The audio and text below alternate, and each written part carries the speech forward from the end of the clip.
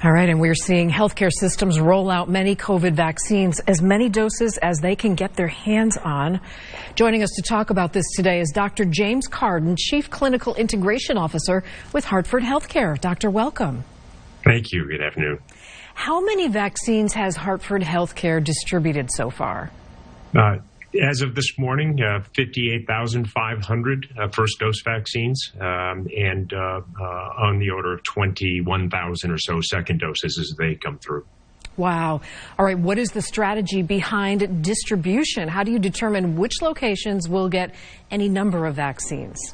So we, across all of our sites across the state, what we're constantly modulating is the number of vaccines we receive from the state and ensuring that we're providing access at all those locations. And then getting the vaccines to the site is very much managed against the number of scheduled appointments we have.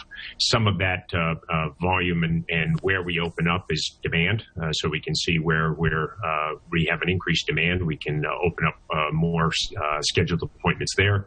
But in general, we're trying to level it as much as possible to make sure we're getting all the communities in need. Are there any shortages of the vaccine expected in the near future? We're comfortable that we're not in the near future needing to cancel any appointments.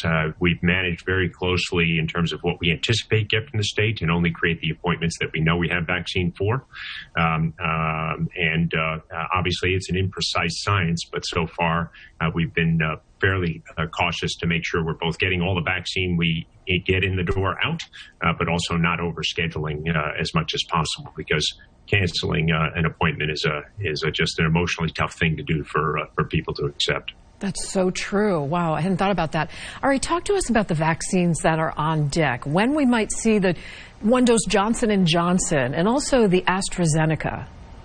So Johnson & Johnson, as we understand, is towards the end of February, will be in front of the FDA for approval for emergency use. We anticipate that if that gets approved, we'll be seeing that in March and April time. In terms of any line of sight to the AstraZeneca at this point.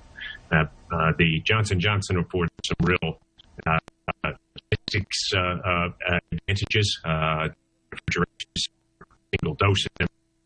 So looking forward to having it in our hands as well. All right, real quick. If you have an opportunity, obviously I'm a huge supporter of obtaining the vaccine. We are at this time in terms of people where talk to your trusted colleagues. You can go on our website and learn a lot of information. Most of getting through those barriers is getting and comfortable with the science behind it.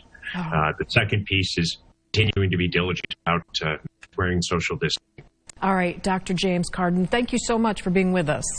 Appreciate the opportunity.